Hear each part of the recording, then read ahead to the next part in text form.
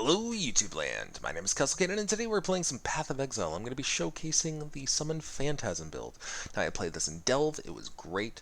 This has a slightly different variant. The Delve one was much tankier, it had like 9,000 life, it was using Bone Offering. This is slightly less tankier, it's at 6,000 health, it's using Flesh Offering for more damage, and yeah, it rocks. This build is inspired by Stag's tanky Phantasm build. I have a link in the description down below. And wow, how's this ever been great in Legion? I managed to clear out a lot of Legion, and it's great. It's pretty much not brainless. It has a couple steps to it, which I'll explain once I get into a map. But it's fun. It's really fun. Damage isn't really much of an issue, so I might actually pivot a little bit more towards the defensive side, but I'll explain all that in a couple seconds. So this is just a random like tier 6 or tier 7 map. I'm just having some fun with it. So basically for Phantasms, if you guys don't know, if you guys haven't experienced or actually played a Necromancer, Necromancer is one of the only things that didn't really get nerfed much in the Witch Ascendancies. So yeah, first off, you Desecrate. Now usually with this build you couple Desecrate and link it with Spell Cascade, so you only have to cast it once. It kind of casted it twice. I don't know if you might have noticed that, but afterwards you do Flesh Offering. Now, Flesh Offering gives you attack speed, cast speed, movement speed. Done. Bone Offering gives you block chance, which with roomies is great, so it gives you more block chance. If you have a ton of HP, then Spirit Offering might be a good idea because it also gives you shield as well as your minion shield, etc., etc. Now, the only flask that here that it doesn't make any sense is because of this. Ignore it. This would probably be a Basalt Flask to give more block chance. Done and done. Nothing too major about that. Now, when I was running low-level maps over and over and over again to fight as a Legion as fast as I could, as much as I could, instead of a Pride linked to Generosity, I just used Haste, and it just made me speedy, which is why I also have this. Because I didn't feel like actually changing my Basalt Flask to a movement, because it has some other stuff for that. Anyway, so after Desecrating, you would have to do Flesh Offering. Now, what this would do is it summons your Phantasms. You could have up to 20 if you have the Soulwrest staff, unless you have a level 21 Summon Phantasm Jewel.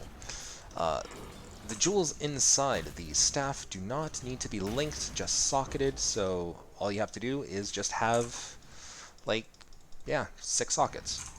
I, luckily, for whatever reason, managed to grab a 6 link. It was relatively cheap, it was like 60 chaos. Mind you, this build really pops off once you can get 2 key items. The Soulwrest Staff, which doubles your Phantasm limit from 10 to 20, or 21 if you have level 21 Jewel, as well as the boots, Bubonic Plague. So basically whenever I walk over a corpse, it kind of disappears and I consume it, which refreshes my Phantasms once more. I'm using 1 Spectre, it creates attack and cast speed increased, which generally is actually a really good increase for Phantasms. They have enough damage as is, but, you know, the more cast and attack speed, the better. The reason why I keep doing that is so I can just keep refreshing it.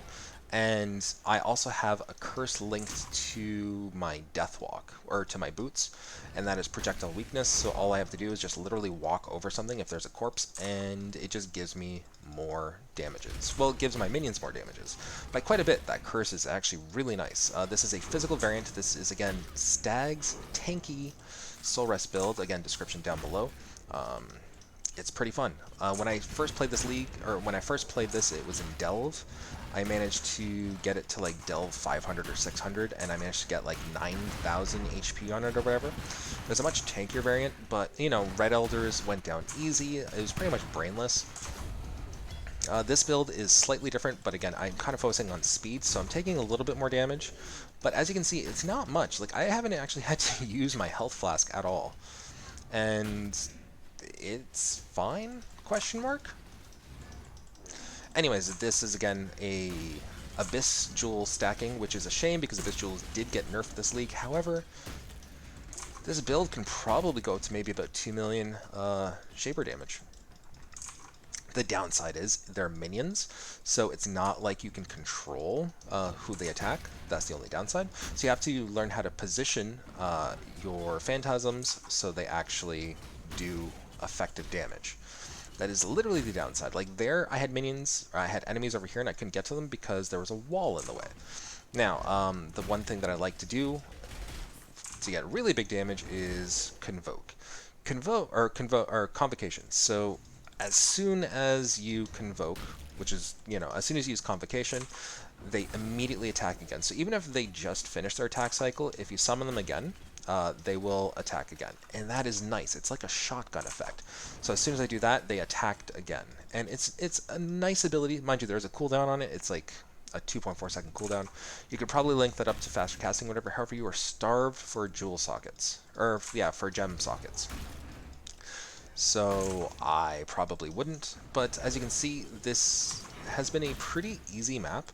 I know it's only like a tier 5 or 6 or whatever. However, this isn't even level 90. And that's the other thing.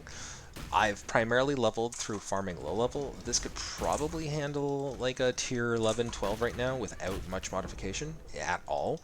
It could probably actually handle more than that. It's just I kind of want to just go through as fast as I can. I'm talking, so I'm kind of showcasing, so I can't really like speed through. If I wanted to do that, what I would do is I would remove pride and generosity and just use haste for my self movement, and they'll generally like follow along behind me. If not, I can just use convocation.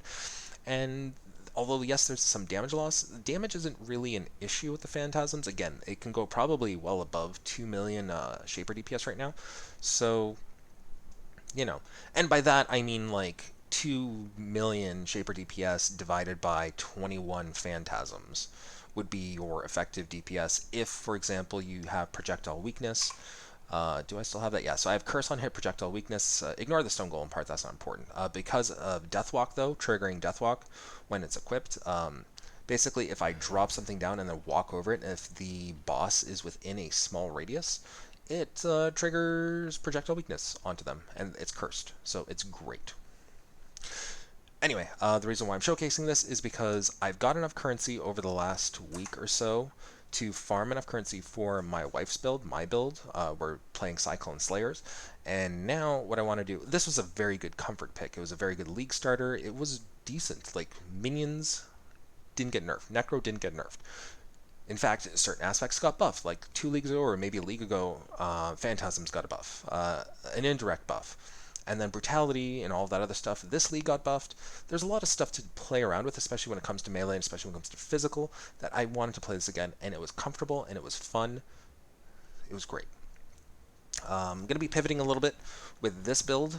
Probably going to be trying a separate Spectre build, or potentially even trying something completely new, completely my own, and just kind of seeing how it goes. So, we'll see. But like I said, I farmed enough currency to fully equip my other builds, and that includes like a full 6-link chest that I purchased for a couple of exalts here and there, and it was fun. The second one I actually was lucky enough to fuse together, and there you have it. In total, I think I dropped like 8 or maybe 6 to 8 exalted orbs, so that's a lot. Legion is fun. Legion brought a lot of power creep. Legion also brought a lot of currency creep. I'm calling it that.